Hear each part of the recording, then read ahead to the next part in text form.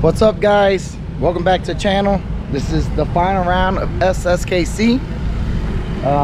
It rained all morning this morning, last night as well, so we did not go out for practice or qualifying.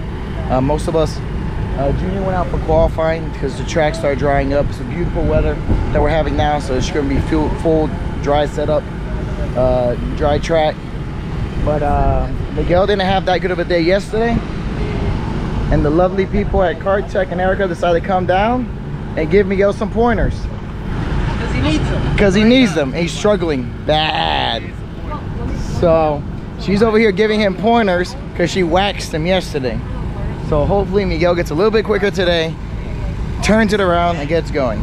Don't forget to subscribe, like, and share. Thanks to our subscribers. Can't thank you guys enough from the bottom of my heart. We're having a little issue with the battery life of the camera. For some reason, I'm going to charge it away, so I'm going to do the best I can today. But definitely, I'll try to bring in the most content to you. I hope you guys are having a wonderful weekend and get on track. The more, the better. So we're ending up P4 for pre-final. I don't know how they came up with that, but I was extremely happy. Except I was stuck on the outside, so I was kind of worried. As long as we make it to turn one, I think I was going to have a good shot and option for staying up front. The 305 gets out, 382 gets out, and then Matt goes quickly back up to P2. And then 382 just swings by, and I was able to cut back across him. And the 305 never raced against him before, but it was pretty quick.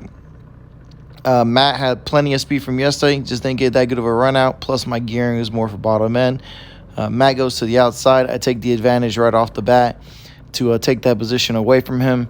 And then here I'm going to try to stay up with the 305 as best as I could and see if the changes I made yesterday were starting to work. They did. So I cut the axle. I've had mine cut for a while. And the reason I cut the axle is to bring in the rear width, but also loosen up the cart. It's easier to tighten up the cart than loosen it up. So I cut the axle down in order to be able to pick up the rear tire quicker and easier and hold it up longer. I also run no caster in the cart and with the front bar. But this race I decided to put some caster in the cart, but I let the front bar still in. Cart was working a lot better. I had more speed in it, but just a little bit off. I could tell still. Gearing, I still kept it really for the infield section because I didn't think I had anything to roll through the corners, but I was able to make the move here. If I'm that close, I'm going to shove it in on the inside. And then here, I know the guys behind me were much quicker. Matt was way faster than me. Here we go down the straightaway. Right before I was able to back out completely, comes across, and we hook bumpers for a second. So, and then James follows him through as well. Right when I saw this happen, I knew they was going to walk away. I tried to stay up with him, but I just could not get the cart to fully rotate as well as I wanted to, and I made some slight mistakes too. So the pre-final wasn't the best for me. I was trying to work with James as much as I could, but right here I just could not get the cart rotate as quickly, and then his cart straight while I'm still turning, and that little gap right there is all they needed to start pulling away from me. I also made some slight mistakes in that back section. There was still a water patch. I ran through it and then got sideways, and they pulled a massive gap. This last lap, I was able to hold off. I had a decent gap to a 305, but those guys were gone. I did have an idea. I want to take the front bar out to see what would happen, if the cart would work better. I needed some more front bite. Other than that, good run in the end. My next change was the front bar, taking it out. I just needed the cart to rotate a little bit better. But I really didn't know what the cart was going to do when that happened. I didn't know if I was going to give it more front bite, less front bite. In my head, it would give it more just because the chassis would flex more and work. In the end, it was the right move. I didn't change anything else in the chassis, and I decided to drop a tooth because the top end, they were killing me. Even though I had plenty of bottom end, once they hooked up, this track's mostly flat out, even still. Through the section, it's just flat. A little bit of lifting, but still. P3 in the end for a pre-final, really good. Finals, I knew I had something for them. It's going to be a really good race in the end for sure. Now Miguel's finals coming up, pre-finals coming up. His advice from Erica helped him out a lot. He did change some of the corners up. Yesterday we cut down his axle because his cart was getting tight. This just kept it free. He just gets sent a little wide at the beginning. It looked like he had a little help. Don't know if that was true or not, but he, he did get sent off-roading. They were battling. It looked like, and like right here, if you're side by side in a 206, look how far back Miguel falls. But you know, battling side by side, like I always say, it just brings everybody back.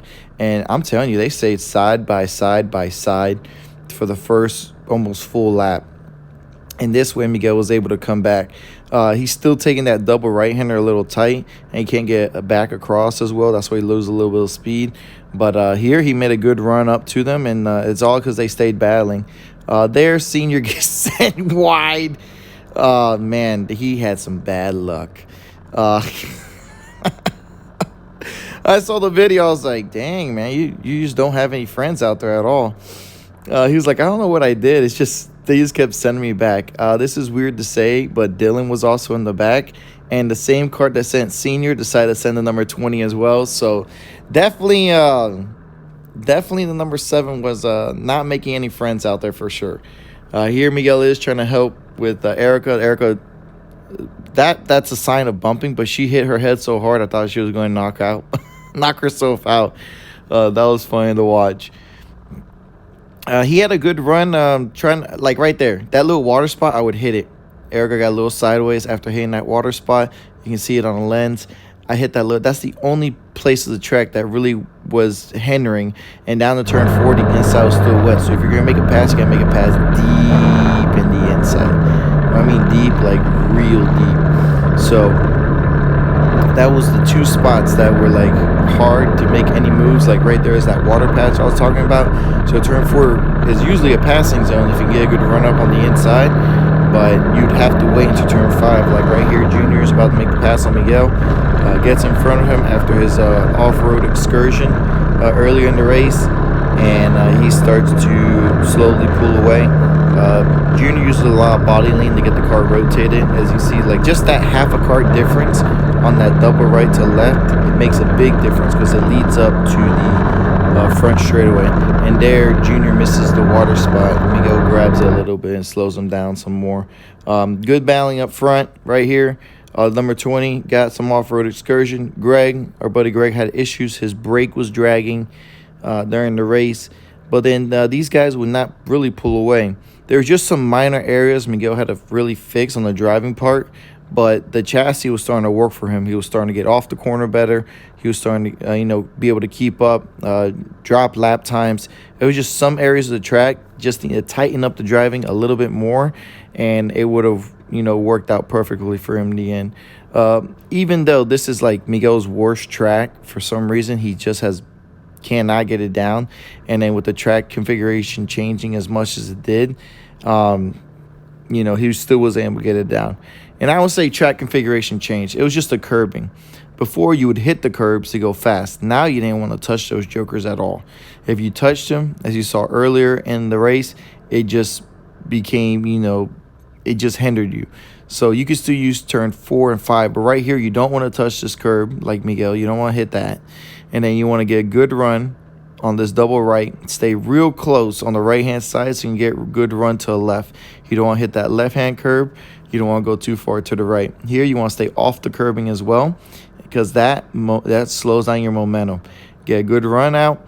And coming up to a final turn, you want to do like a slight lift of the brake, turn, and leave that curbing alone. You can flat foot as well. P7, not a bad run for him in the end. All right, guys.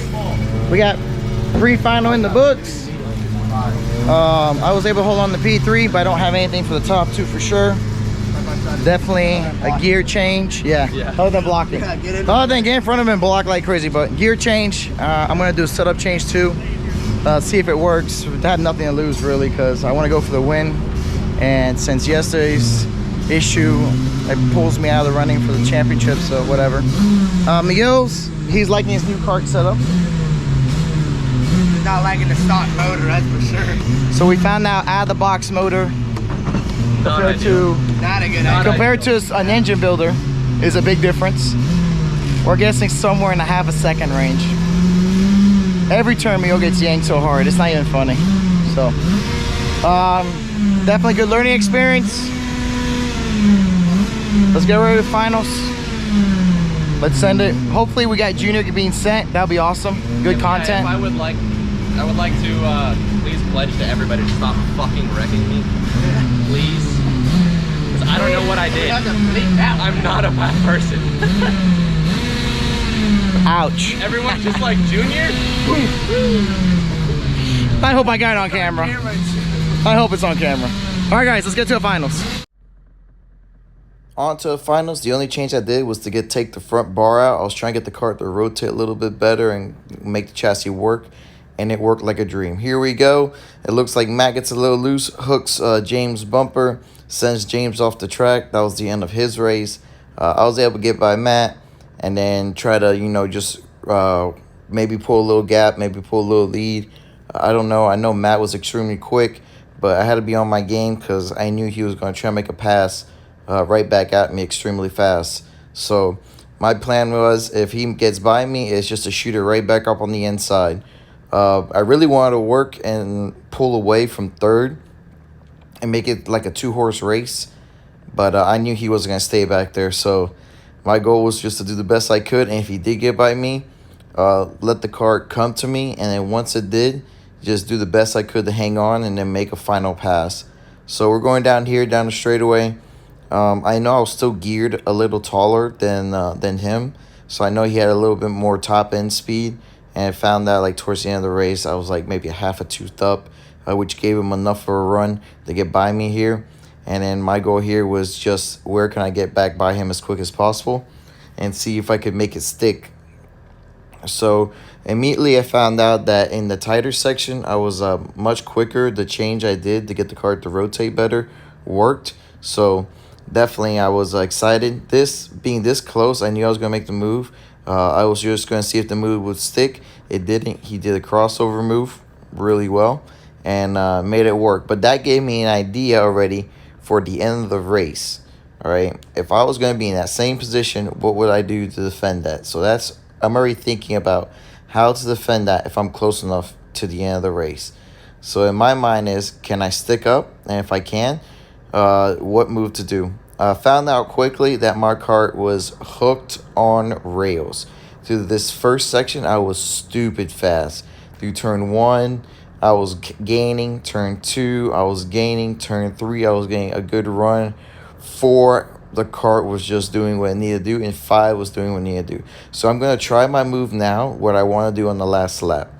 I'm just going to fake him out as well. I'm going to get a good run into 5, go inside, turn in, and then go wide.